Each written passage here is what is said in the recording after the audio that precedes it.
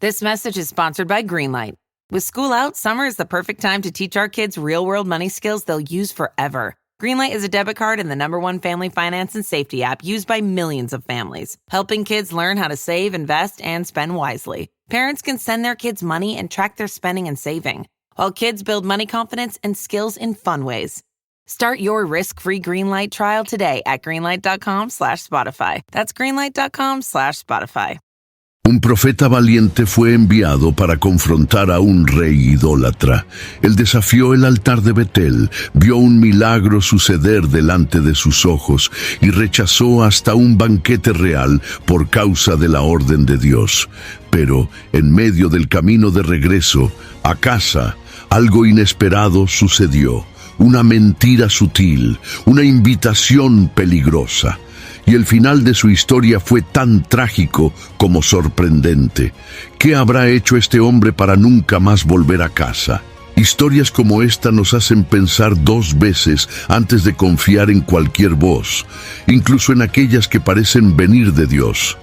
Si este tema te despierta, ya deja tu me gusta, suscríbete aquí al canal y envía este vídeo a alguien que valore la verdad de la palabra. Hay mucha gente necesitando escuchar lo que sucedió con este profeta antes de que cometan el mismo error. Tras la muerte de Salomón, el trono de Israel fue entregado a Roboam, su hijo. Sin embargo, su decisión inflexible y arrogante ante el clamor del pueblo provocó la división del reino. 10 tribus rompieron con la casa de David y formaron el reino del norte, entregando su lealtad a Jeroboam. Solo Judá y Benjamín permanecieron con Roboam, consolidando el reino del sur. Esta división no fue solo política. Fue una fractura espiritual que redefinió los destinos de la nación elegida. El nuevo rey del norte, temiendo que su pueblo regresara al templo de Jerusalén y con ello al dominio de Roboam, decidió fabricar una nueva religión. Creó 2 terneros de oro, erigió altares y estableció un sacerdocio paralelo. Todo esto en nombre de la seguridad de su trono. Pero al hacerlo, arrastró al pueblo hacia una apostasía institucionalizada. La idolatría promovida por Jeroboam no fue una simple influencia cultural. Fue un golpe frontal contra la alianza establecida entre Dios e Israel en el Sinaí. Al crear centros de culto en Dan y Betel, Jeroboam no solo desvió a los israelitas del templo, sino que usurpó el papel del verdadero culto con una imitación profana. El altar en Betel se convirtió en un símbolo de la ruptura con el Señor. Era allí donde los sacrificios eran ofrecidos a ídolos en nombre de un Dios que no era el Dios de Abraham, Isaac y Jacob. Aquella estructura, aunque cargada de ceremonias y apariencia religiosa, estaba contaminada por la rebelión y el engaño. La elección de Betel como uno de los centros principales de este culto no fue aleatoria. Betel tenía un pasado sagrado. Fue el lugar donde Jacob tuvo un encuentro con Dios y erigió una piedra como altar. Jeroboam tomó un lugar históricamente reverenciado y lo corrompió, convirtiéndolo en un centro de idolatría. Esto revela algo profundamente trágico. Cuando la verdad es manipulada y lo sagrado es corrompido, las consecuencias se vuelven aún más severas. Era en este escenario de crisis espiritual, de una nación que había vuelto la espalda a su Dios, que un profeta anónimo fue enviado por orden divina. Este profeta no era del reino del norte, vino de Judá, donde aún había una remanente fidelidad al Señor. Su misión era clara y audaz: confrontar al rey en su propio altar y denunciar el pecado de toda una nación. El viaje del profeta era más que una simple travesía geográfica. Era un enfrentamiento entre luz y oscuridad, verdad y falsedad, fidelidad y traición. Llevaba en sí no solo palabras, sino la presencia de un Dios que aún se negaba a abandonar a su pueblo, incluso ante su obstinación. Y es exactamente en este punto donde la narrativa se viste de tensión dramática. Un hombre común, obedeciendo una orden divina, se aproxima a un altar profanado, donde el rey está rodeado por sacerdotes falsos y rituales paganos. Lo que sucederá a continuación marcará no solo el destino del profeta, sino que dejará una advertencia eterna para todos, aquellos que osan jugar con lo sagrado. El escenario está preparado, el conflicto es inevitable. Jeroboam no comenzó su trayectoria como un enemigo declarado de Dios. De hecho, fue el propio Señor quien prometió darle el trono de las 10 tribus si andaba en rectitud.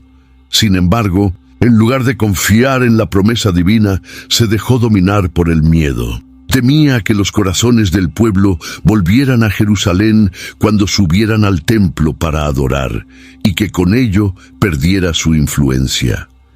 Este temor lo llevó a tomar decisiones que revelaron su inseguridad espiritual y su ausencia de fe.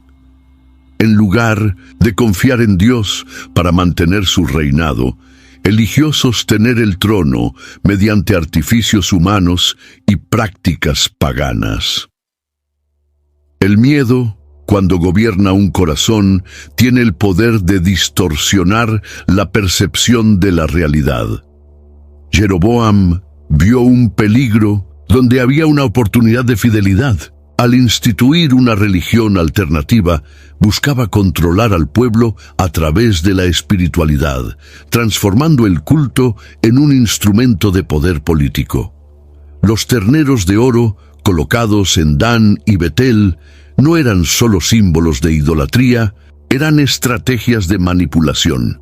Les decía al pueblo: «Ved aquí a tus dioses, oh Israel, que te sacaron de la tierra de Egipto», como está registrado en 1 Reyes capítulo 12, versículo 28. Con esto, repetía el mismo error cometido por Aarón en el desierto.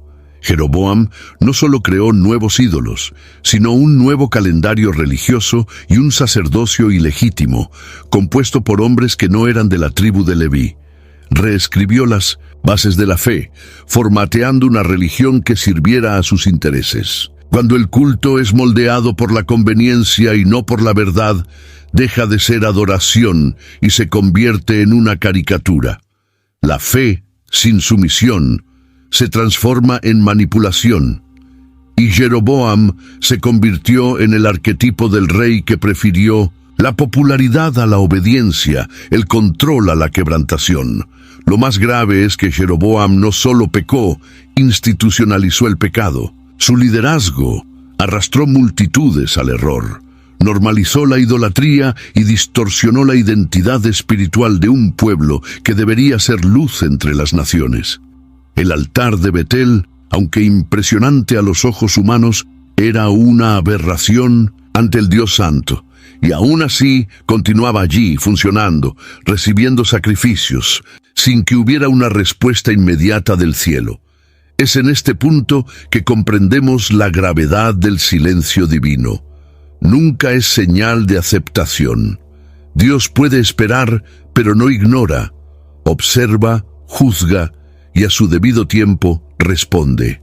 La respuesta vendría, no con un ejército ni con un terremoto, sino con la voz solitaria de un profeta desconocido, enviado para declarar juicio ante un altar profanado. Frente al altar en Betel, Jeroboam estaba en la cúspide de su arrogancia espiritual, rodeado por sus sacerdotes, confiado en su estructura religiosa recién creada. No imaginaba que aquella ceremonia sería interrumpida de forma tan dramática. El altar, símbolo de su independencia religiosa, se había convertido en la propia prueba de su rebelión. Y Dios, que hasta entonces había estado callado, ahora hablaría. Y usaría para eso a un profeta venida de Judá, sin nombre, sin título, pero con autoridad del cielo. Al llegar, el hombre de Dios no dirige su palabra al rey, sino al altar. Profetiza contra la propia estructura de la idolatría. Altar, altar, así dice el Señor. He aquí que un hijo nacerá a la casa de David, cuyo nombre será Josías, el cual sacrificará sobre ti a los sacerdotes de los altos, que sobre ti queman incienso, y huesos de hombres se quemarán sobre ti. Estas palabras, registradas en 1 Reyes capítulo 13, versículo 2, están cargadas de peso profético. Anuncia un evento que ocurrirá siglos después, durante el reinado de Josías, rey de Judá, que de hecho vendría a destruir los altares idólatras y a quemar huesos humanos sobre ellos. El altar de Betel, que representaba el intento de reinventar la fe, sería un día transformado en sepulcro. La profecía del hombre de Dios traía no solo juicio, sino la confirmación de que Dios aún estaba en control de la historia, incluso cuando parecía ausente. El uso del nombre de Josías, con siglos de anticipación, revela el dominio absoluto del Señor sobre el futuro y su determinación en purificar su adoración. Pero no bastaba anunciar, era preciso un signo inmediato. El profeta declara que el altar se rompería y que las cenizas se derramarían como prueba de que lo que él hablaba venía del Señor. Y esto sucede delante de todos. La estructura se rompe, las cenizas se esparcen y la ceremonia pagana es interrumpida por el mismo Dios. La idolatría, que parecía tan sólida, comienza a desmoronarse. Lo que era grandioso a los ojos humanos se revela frágil ante la presencia del Altísimo. Ese episodio es un recordatorio de que ningún altar construido al margen de Dios puede permanecer en pie. Puede haber belleza, riqueza, influencia, pero si está desconectado de la voluntad divina, está destinado al colapso. La profecía contra el altar es un clamor divino por la restauración de la verdad, una convocatoria para que el pueblo vuelva al verdadero culto. Y el hecho de que todo esto ocurre ante un rey rebelde muestra que Dios aún no había desistido de confrontar el error con gracia, verdad y poder. El momento en que el hombre de Dios surge frente al altar de Betel lleva la intensidad de un enfrentamiento celestial. No llega con ejércitos ni con aplausos, llega solo, pero revestido de la palabra del Señor. Esta entrada abrupta en medio de una ceremonia idólatra expone el contraste entre la obediencia silenciosa y la rebelión institucionalizada. Mientras el pueblo y el rey se involucraban en los rituales falsificados, ese profeta atravesaba el escenario como un testigo vivo de la fidelidad divina. No hay registro de su nombre, quizás para que su identidad no se sobreponga al mensaje que llevaba. No buscaba protagonismo, sino justicia. Cuando el profeta pronuncia su sentencia contra el altar, no está hablando solo al presente, está dialogando con el futuro. El altar de Betel, que en ese momento era el centro del culto idolátrico, sería el mismo donde siglos después Josías consumaría la profecía. Esta precisión profética es más que una predicción. Es la manifestación de un Dios que ya habita el mañana. Y cada palabra del profeta resuena con autoridad, silenciando la liturgia fabricada e instaurando un temor que paraliza incluso a los más confiados. Lo más impresionante es que el profeta actúa sin titubear. Sabía de los riesgos, estaba en territorio enemigo, denunciando el pecado del rey ante su corte. Un gesto así podría costarle la vida, pero no retrocede. Su valentía revela que, cuando alguien está lleno de la palabra de Dios, no hay ambiente hostil capaz de silenciarlo. El verdadero profeta no se curva al sistema, no negocia su voz y no se protege con neutralidad. Habla, incluso si sus palabras rasgan el ambiente por la mitad. La sentencia divina no se limita a palabras. El altar se rompe y las cenizas se derraman. Es el cielo respondiendo con señales visibles a una generación que se alimentaba de mentiras.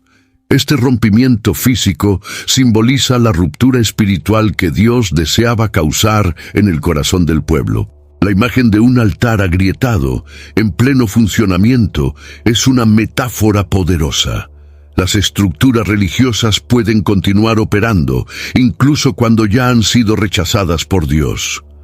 Este momento debió haber provocado un arrepentimiento colectivo. Pero lo que vemos a continuación es una reacción de hostilidad. Jeroboam extiende la mano para prender al profeta, como quien intenta sofocar la verdad con violencia. Pero Dios, que vela por sus siervos, interviene de manera sorprendente. Y este gesto será el próximo elemento de la narrativa. En el instante en que Jeroboam extiende su mano para mandar prender al profeta, algo inesperado sucede. Su mano se seca. Él queda paralizado, inmóvil, como si su propio cuerpo se negara a cumplir con el acto de represión. Esta parálisis divina no es solo un castigo. Es una señal pública de que Dios no permitirá que la verdad sea silenciada por autoridades humanas. El gesto del rey es interrumpido antes de ser completado, como si el cielo estuviera diciendo: hasta aquí y no más allá. La escena es de humillación. Un rey que hace pocos instantes parecía invencible, ahora implora ayuda ante el mismo hombre que había confrontado. La mano seca es más que una interrupción física. Es un espejo de la condición espiritual de Jeroboam. Él está espiritualmente reseco, desconectado de la fuente de la vida. Y su intento de castigar al profeta revela su desesperación por mantener el control sobre una situación que claramente ha escapado de sus manos. El altar, por su parte, cumple exactamente lo que el profeta había anunciado. Se parte en dos y la ceniza se esparce. Es como si la estructura, hasta entonces imponente, confesara su culpa ante la palabra divina. Ninguna fachada religiosa resiste al fuego de la verdad. Y a pesar de que la ceremonia estaba llena de formalidades, bastó una única palabra del Señor para que toda aquella escenificación se derrumbara ante los ojos de todos. Ese momento es una lección para los líderes de todos los tiempos. Autoridad sin sumisión a Dios es frágil, fuerza sin integridad es vacía, y cuando alguien intenta utilizar el poder para silenciar la voz profética, se coloca en una ruta de colisión directa con el juicio divino. La mano seca de Jeroboam permanece como un símbolo eterno del precio de intentar controlar lo que es sagrado. Sin embargo, el profeta no se venga. No utiliza el momento de debilidad del rey para avergonzarlo. Al contrario, al ser solicitado, ora por él. Y Dios lo escucha. Esto revela algo aún más profundo. El profeta no estaba movido por vanidad o ira, sino por obediencia. Y aun ante la afrenta, aún extiende gracia a quien quiso herirlo. Este detalle nos enseña que el verdadero siervo de Dios no solo denuncia el pecado, sino que intercede hasta por sus enemigos. Al verse con la mano seca, Jeroboam, antes arrogante y desafiante, ahora clama por la misericordia de aquel mismo profeta a quien había intentado prender. El contraste es impactante. El rey que intentaba controlar el culto ahora depende de la intercesión de un hombre desconocido para recuperar su salud. No busca a los sacerdotes que había designado ni los altares que construyó. Instintivamente se vuelve al verdadero portavoz de Dios. Este gesto revela que en el fondo Jeroboam sabía que aquel profeta no hablaba de sí mismo, sino que llevaba la autoridad del Señor. El profeta, sin dudar, ora por él. No hay discurso ni exigencia de arrepentimiento. Él simplemente ora, y la mano del rey es restaurada. Este milagro inmediato muestra que la gracia de Dios aún estaba disponible, incluso en medio de tanto pecado. Era una nueva oportunidad para Jeroboam de arrepentirse, reconsiderar su camino y volver al Señor. Dios había expuesto el error, juzgado el altar y curado al rey. Todas las herramientas para una transformación estaban allí, reunidas en aquel breve momento. Pero el corazón de Jeroboam, aunque tocado, no fue transformado.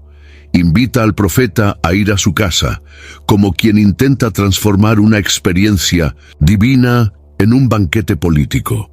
La invitación no era un gesto de gratitud pura, era un intento de absorber al profeta en su narrativa, dar una apariencia de conciliación religiosa y tal vez neutralizar su mensaje. En el fondo, Jeroboam quería enmarcar al hombre de Dios en su lógica de poder.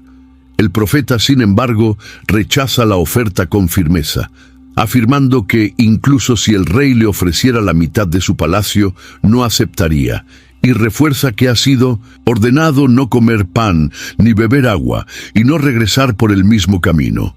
Esta obediencia radical nos muestra que la misión profética no termina con la entrega del mensaje. Se extiende a la conducta, al comportamiento, a los detalles aparentemente pequeños. La fidelidad no está solo en hablar, sino en andar. Este momento revela que, incluso ante el poder, el oro y las posibilidades de confort, el hombre de Dios prefirió mantener su integridad. Comprendía que aceptar la hospitalidad del rey podría diluir su autoridad espiritual, y por eso se niega. Con la misión cumplida, se marcha por otro camino, como le fue ordenado.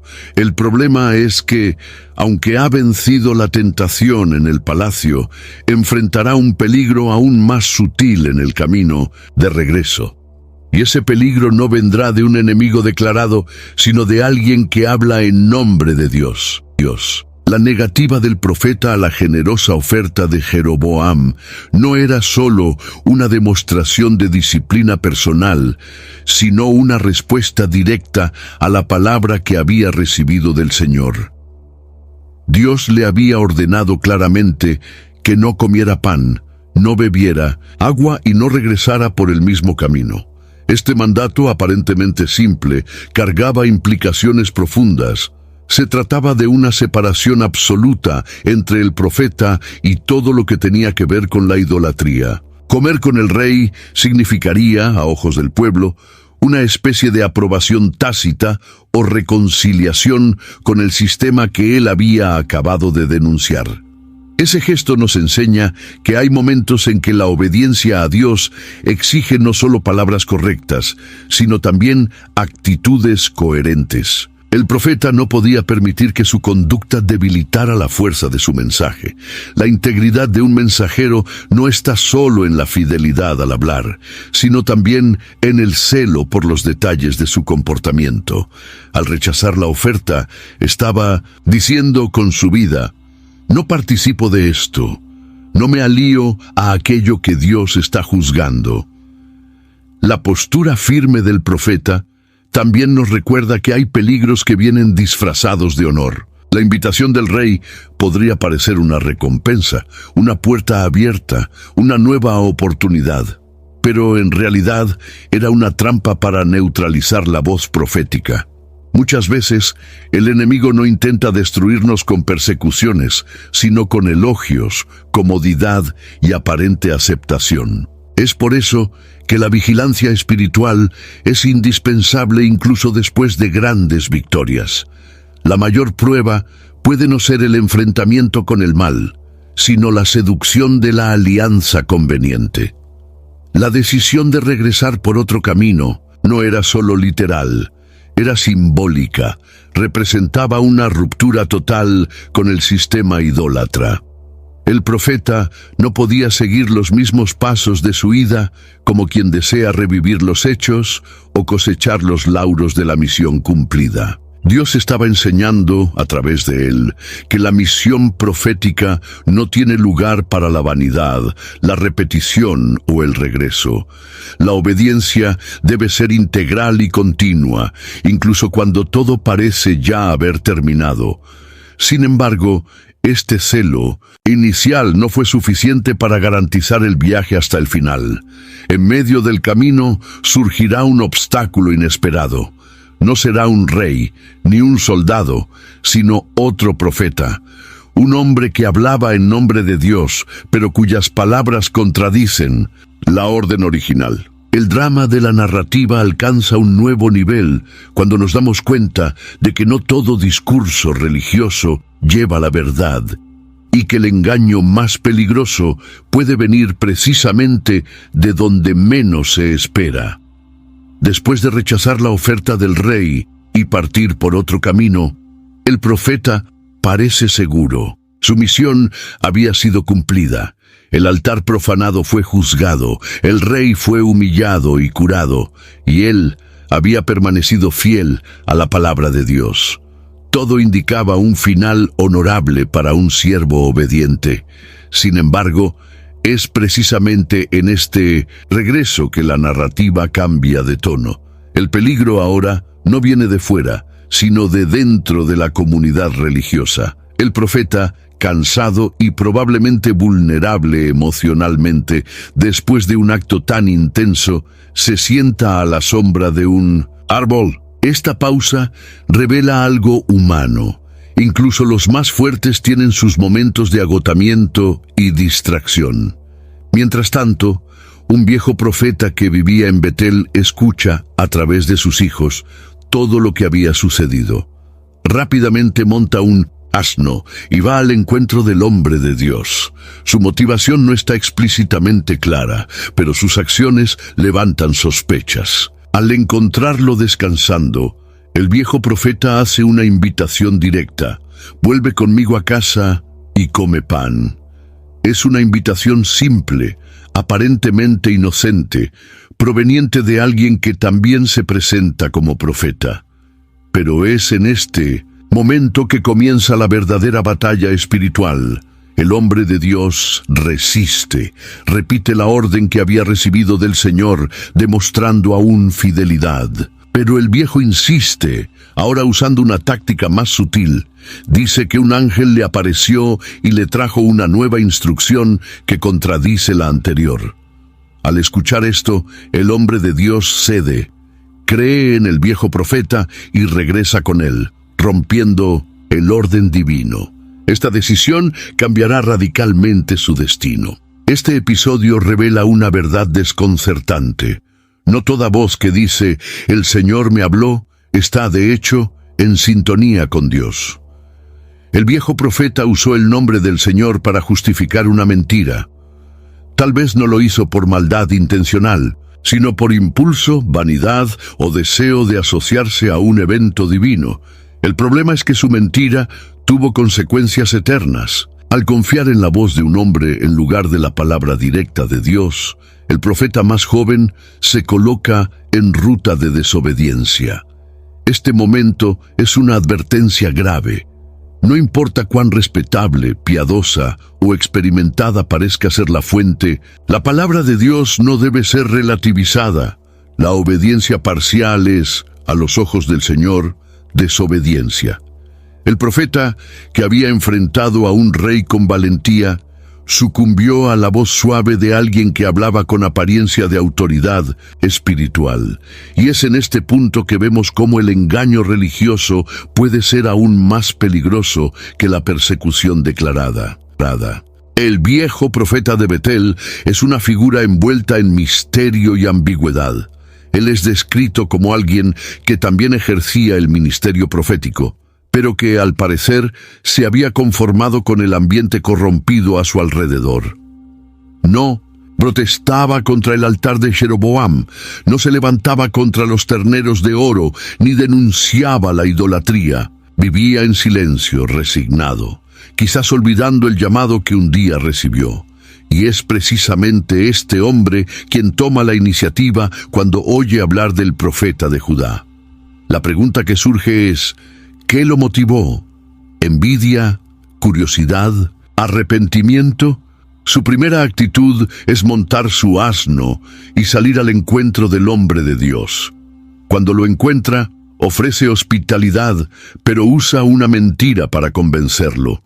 Alega que un ángel le había aparecido y había dado una nueva orden. Esto nos muestra un punto crítico de la narrativa.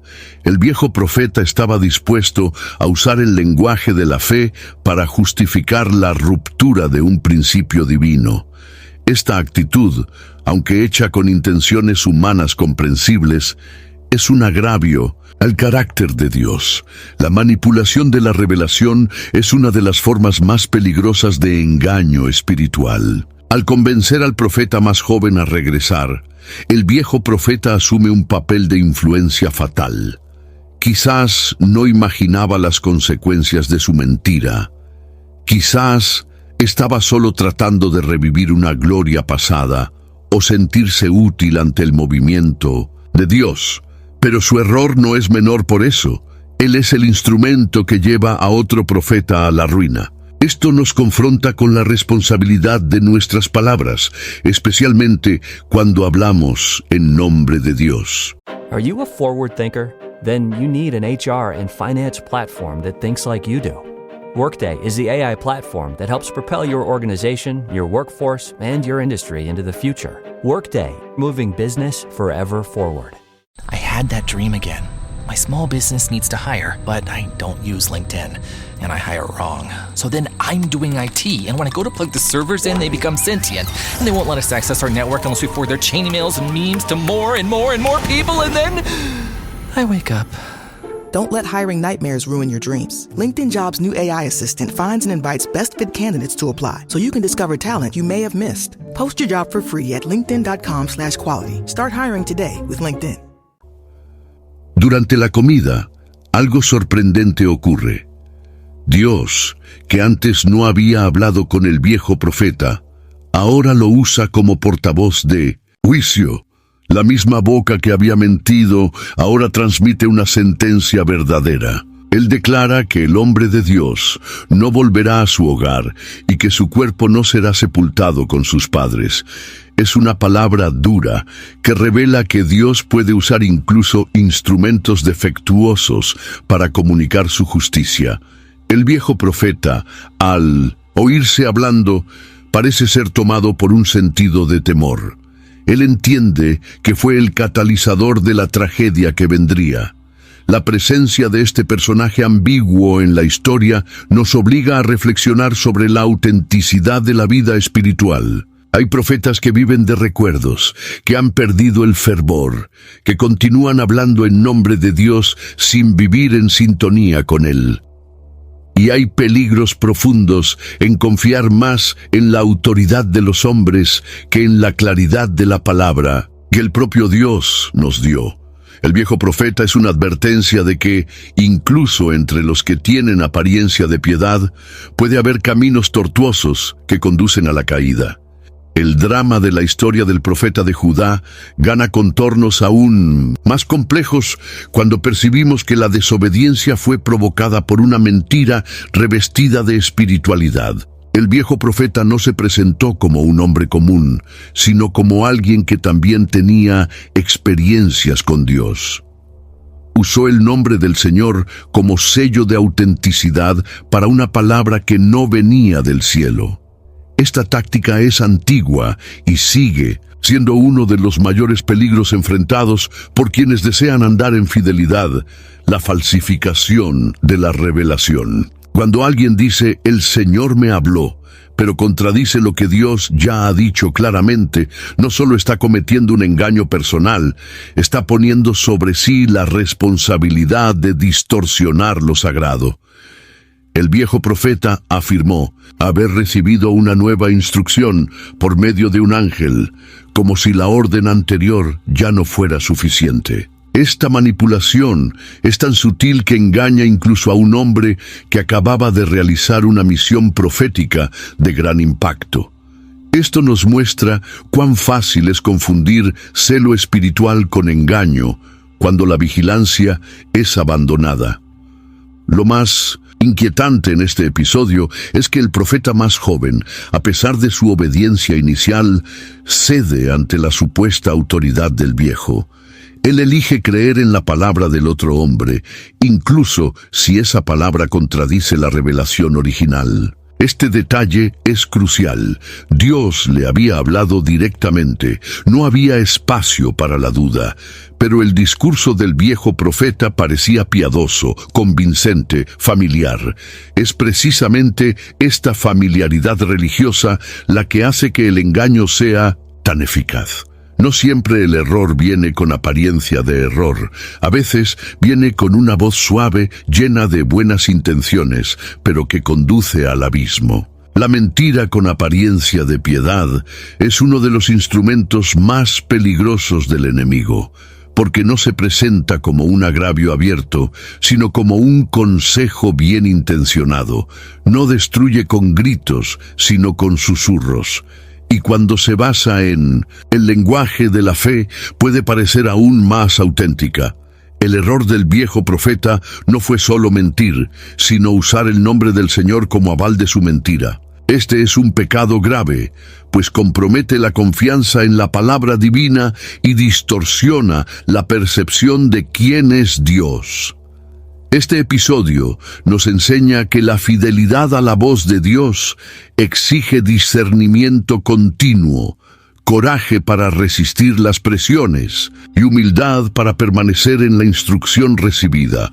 No basta con comenzar bien, es necesario ir hasta el final, y el final del profeta que se dio al engaño revela el alto precio de alejarse de la ruta original, incluso por una razón aparentemente legítima. Lo que hace que la narrativa sea aún más impactante es el hecho de que, tras la mentira del viejo profeta, Dios realmente habla a través de él, no para validar su falsedad anterior, sino para emitir una sentencia incuestionable de juicio. Este giro dramático nos confronta con una verdad desconcertante. Dios puede, en su soberanía, usar incluso instrumentos imperfectos para declarar su voluntad.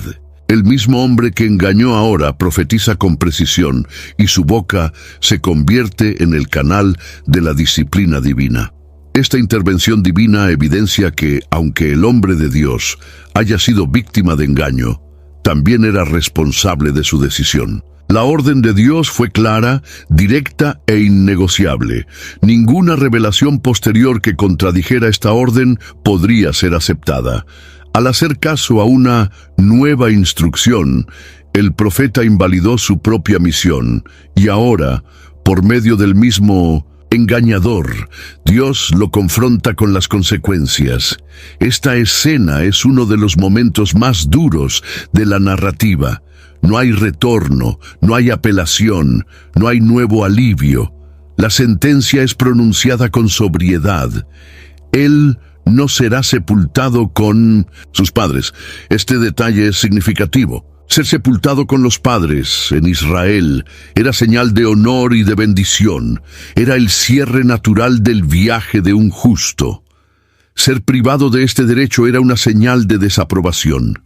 La pena no era solo física, sino simbólica. El profeta perdería su herencia, su lugar entre los que sirvieron fielmente. Esto muestra que para Dios no es suficiente llevar a cabo una gran hazaña espiritual. El final del camino importa tanto como el comienzo. Una misión poderosa no protege contra los peligros de la relajación espiritual posterior. Es chocante que la misma voz que mintió ahora traiga juicio verdadero. Esto plantea cuestiones sobre la complejidad de la instrumentalidad divina.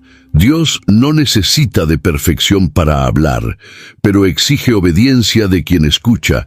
El viejo profeta se convierte, paradoxalmente, en una herramienta para recordar que la verdad de Dios no está condicionada al carácter del mensajero, sino a la fidelidad del mensaje. Y al usar a ese hombre para declarar la sentencia, Dios deja claro que nada escapa a su control, ni siquiera los desvíos humanos. El mensaje es claro y cortante. Dios toma en serio lo que dice y espera que sus siervos también lo hagan.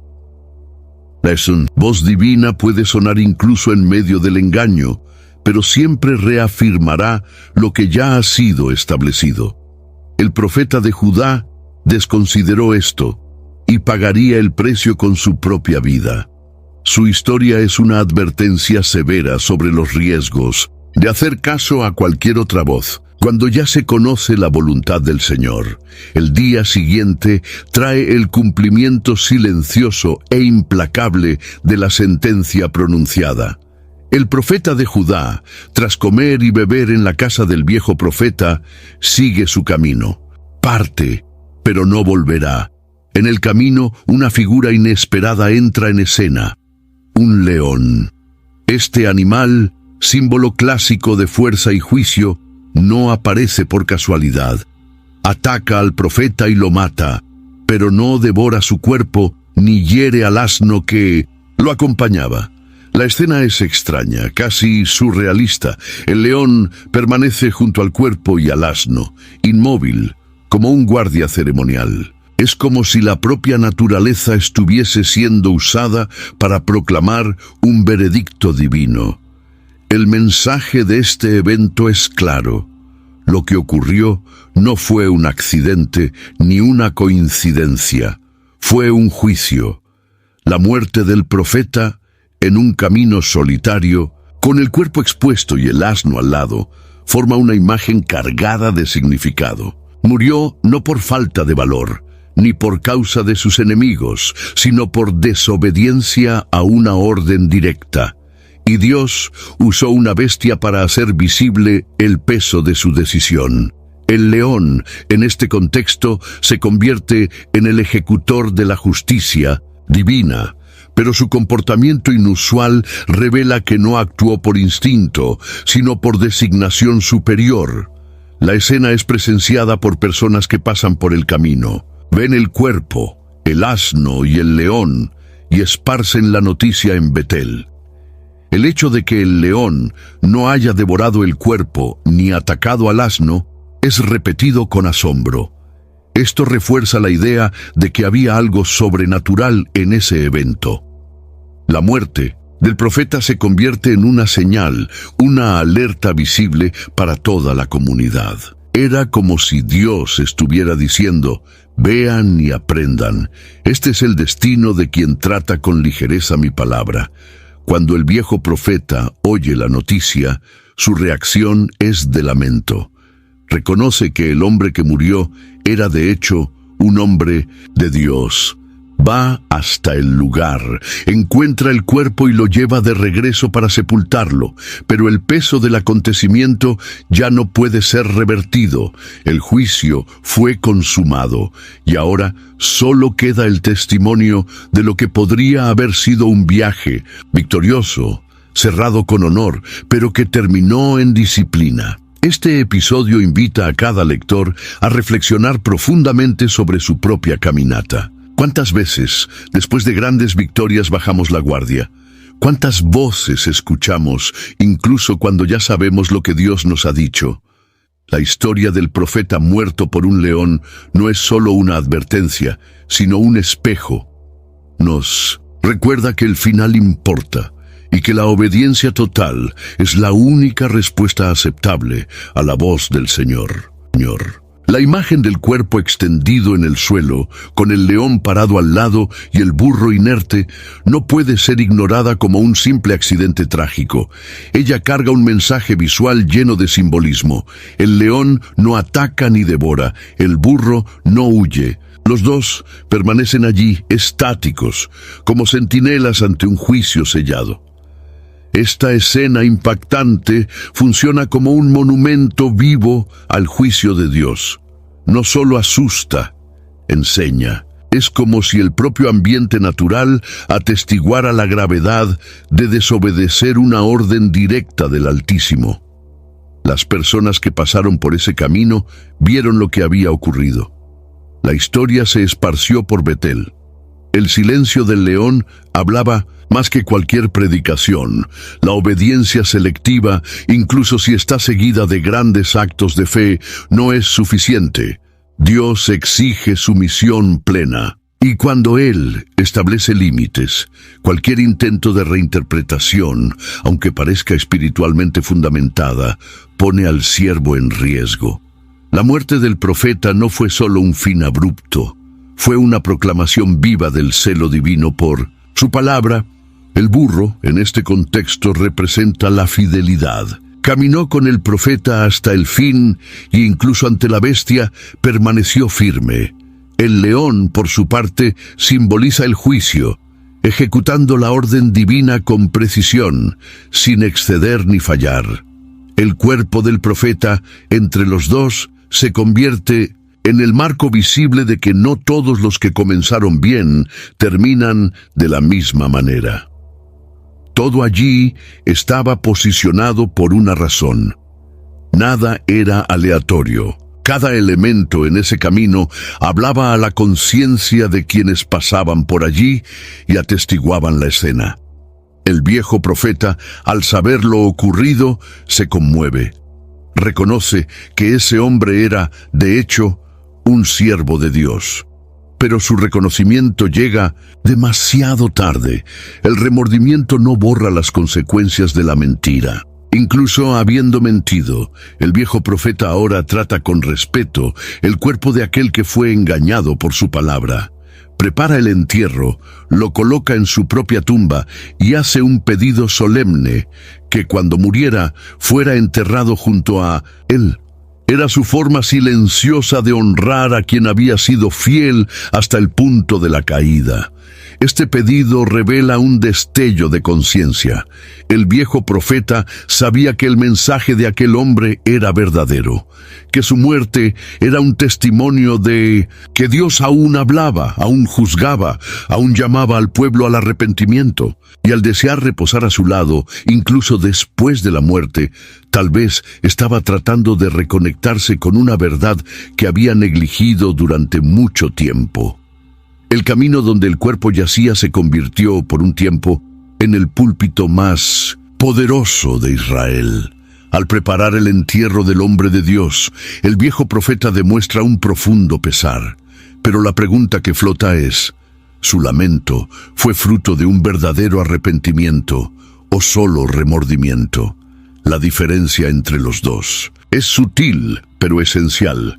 El remordimiento reconoce el error, pero permanece sin transformación. El arrepentimiento, por otro lado, cambia el rumbo, revierte la conducta y busca una reparación real. El viejo profeta honra al hombre que engañó, llora su muerte y desea ser enterrado con él. Pero en ningún momento hay indicio de que se haya levantado contra el altar de Betel o abandonado la ciudad contaminada por la idolatría. El dolor que siente es legítimo. Tal vez, al ver la consecuencia de su mentira, se haya sentido abrumado por un sentido de culpa. Puede haber recordado los días en que también fue usado por Dios con fidelidad y se haya avergonzado del estado espiritual en que se encontraba. El deseo de compartir la sepultura con el profeta de Judá puede revelar un intento de reconectarse con la autenticidad que había perdido. Pero la ausencia de cambio práctico en su vida debilita ese gesto. No basta con reconocer que el otro era un verdadero siervo de Dios. Es necesario responder a esa verdad con transformación personal. El silencio del viejo profeta después del entierro es ensordecedor. No hay registro de que haya confrontado a Jeroboam, o denunciado el altar, o abandonado Betel. Él sigue donde siempre estuvo. Esta inercia espiritual es un retrato doloroso de muchos que, incluso después de haber sido testigos del juicio, siguen cómodos en la religión corrompida. El luto puede ser sincero, pero si no conduce a la acción, se vuelve estéril. La conmoción no sustituye a la conversión. Hay, sin embargo, algo curioso en su pedido para ser sepultado con el profeta. Él dice que, cuando la profecía contra el altar se cumpla, todos sabrán que ese hombre realmente hablaba en nombre de Dios.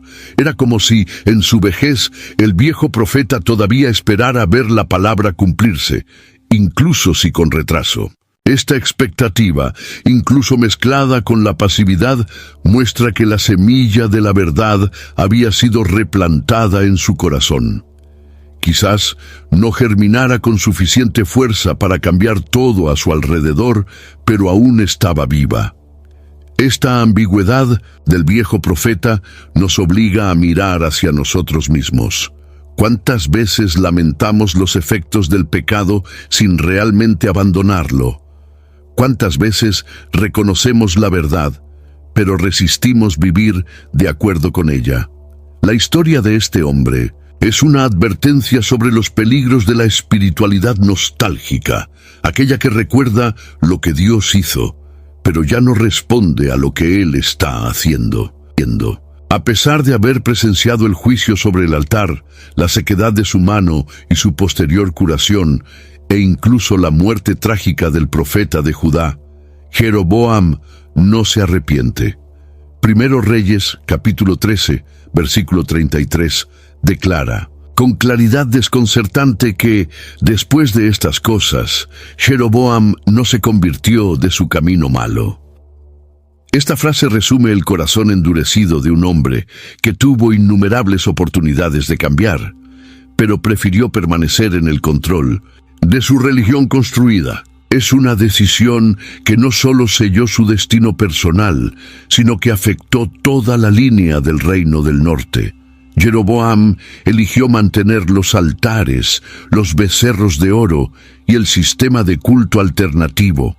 Continuó ordenando sacerdotes entre el pueblo, rompiendo deliberadamente con la instrucción de que solo los levitas debían ministrar delante del Señor. Sabía que estaba equivocado. Sabía que Dios había hablado, pero endureció el corazón. Esta postura revela que el pecado no siempre es fruto de ignorancia. A veces es una elección fría y calculada de resistir la verdad para preservar el poder. Este tipo de dureza es una de las formas más peligrosas de rebelión espiritual. Cuando alguien conoce la verdad, pero la rechaza conscientemente, está diciendo con su vida: prefiero mi voluntad a la voluntad de Dios. Y eso lo cambia todo, porque a partir de ese momento no hay más espacio para excusas. El juicio que vendrá será no solo justo, sino inevitable. Jeroboam dejó de ser solo un rey inseguro, se convirtió en un símbolo de apostasía deliberada. Y cada vez que el texto bíblico se refiere a reyes malvados del norte, usa la expresión «anduvo en los caminos de Jeroboam, hijo de Nebat». Esta asociación duradera revela el peso de las decisiones espirituales. Un líder no peca solo, arrastra consigo generaciones. Jeroboam tuvo la oportunidad de humillarse, pero prefirió mantener las apariencias. Fue confrontado por lo sobrenatural, vio la mano de Dios en acción, pero resistió. El resultado: la palabra del Señor se cumple, y el juicio se aproxima, no solo sobre él, sino sobre su casa. Su linaje sería exterminado, y su nombre se convertiría en sinónimo de desvío. La historia de Jeroboam es una advertencia poderosa sobre lo que sucede cuando la verdad es ignorada en nombre de la comodidad o la conveniencia. Tuvo el altar agrietado, la mano restaurada y el profeta muerto ante sus ojos. Pero aún así, eligió el camino amplio, lo que podría haber sido una trayectoria marcada por el arrepentimiento y la restauración, se convirtió en una narrativa de endurecimiento y caída.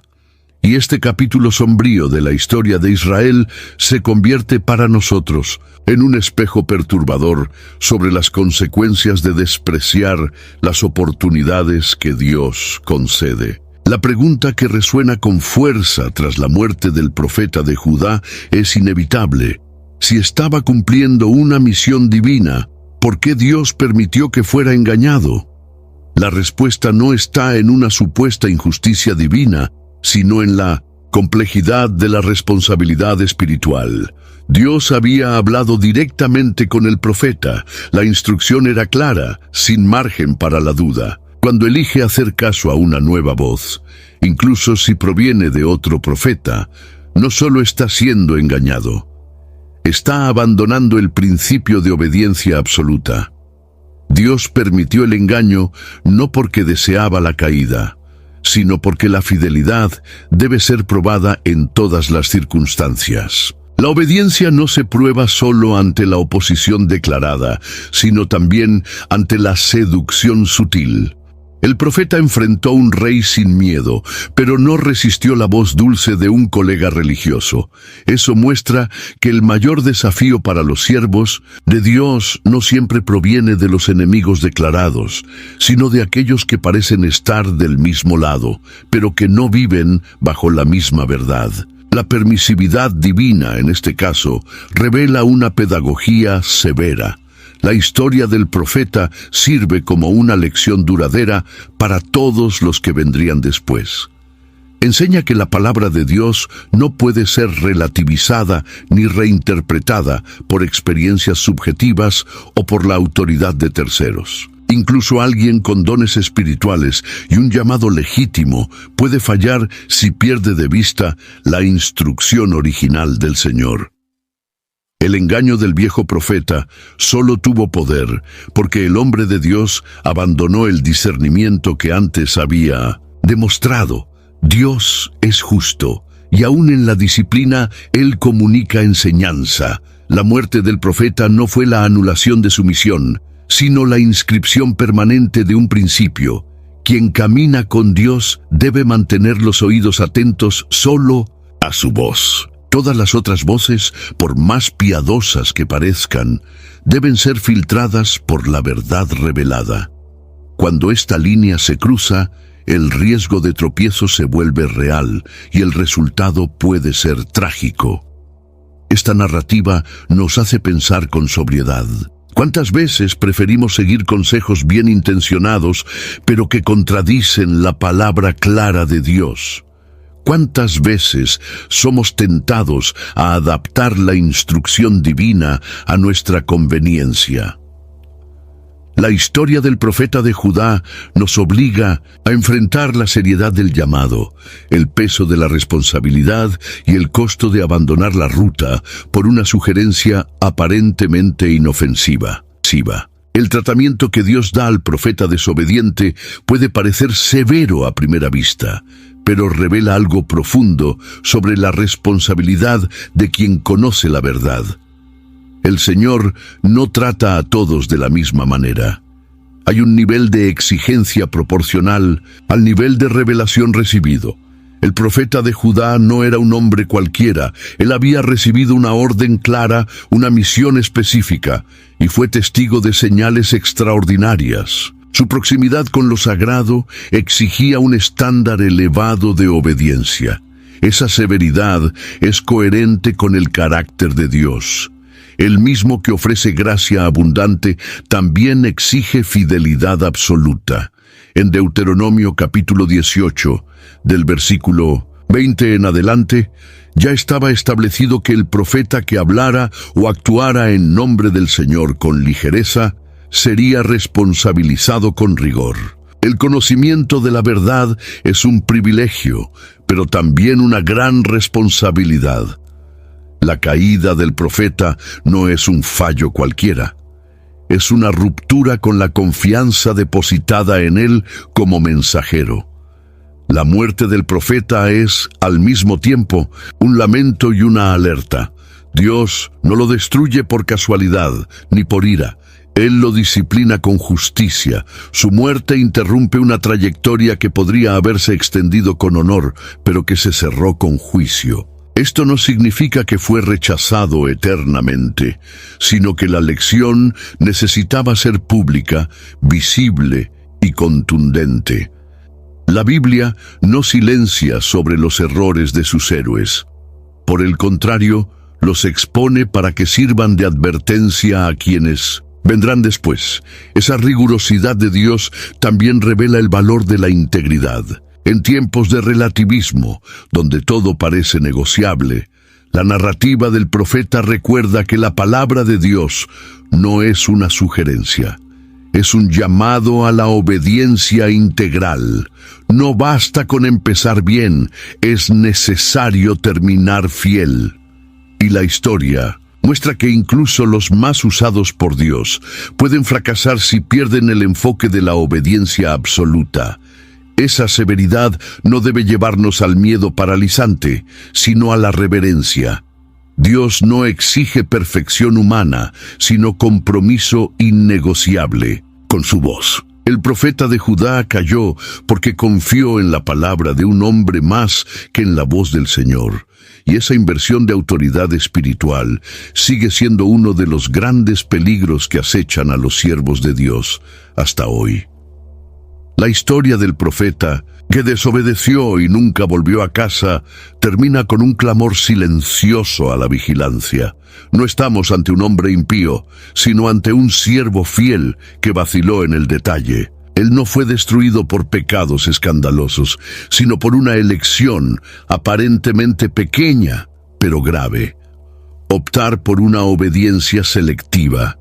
Escuchó la voz de Dios, obedeció con valentía, pero luego relativizó lo que sabía ser la voluntad divina y pagó con la vida por este desvío. La obediencia selectiva es la gran trampa del corazón religioso. Cumplimos lo que nos parece heroico, pero descuidamos lo que nos parece irrelevante. Respetamos los mandamientos que nos ponen en evidencia, pero despreciamos aquellos que nos exigen silencio, disciplina o renuncia. El profeta de Judá fue brillante en el enfrentamiento con el rey, pero falló en resistir la invitación de un hombre que parecía bien intencionado. Su tragedia es un espejo de nuestras propias fragilidades. El llamado a la vigilancia no es un apelo para vivir con miedo, sino para vivir con propósito. Dios aún habla. Su palabra sigue siendo el estándar, y cada uno de nosotros, al escuchar su voz, es invitado a caminar con diligencia, discernimiento y temor. No podemos apoyarnos en experiencias pasadas, ni en títulos o logros. La caminata cristiana es continua y exige atención constante a los desvíos sutiles que surgen disfrazados de piedad. El final de la historia nos recuerda que no basta con llevar un llamado, es necesario terminarlo con fidelidad. El profeta comenzó su jornada con valentía, confrontó el error, vio milagros, mantuvo su integridad ante el rey, pero cayó porque confió más en una nueva voz que en la voz original. La fidelidad a Dios no está en cuán grande fue nuestra misión, sino en cuán profundamente obedecimos hasta el último paso. Este episodio nos confronta, nos enseña y nos mueve a la reflexión. ¿Qué tipo de altar hemos confrontado? ¿Qué tipo de voz hemos escuchado? Y más importante, ¿estamos siguiendo hasta el fin el camino que Dios trazó o cediendo a las sugerencias bien intencionadas que nos desvían poco a poco de la ruta? Que nunca olvidemos, hay un precio para la obediencia selectiva y puede costar mucho más de lo que imaginamos.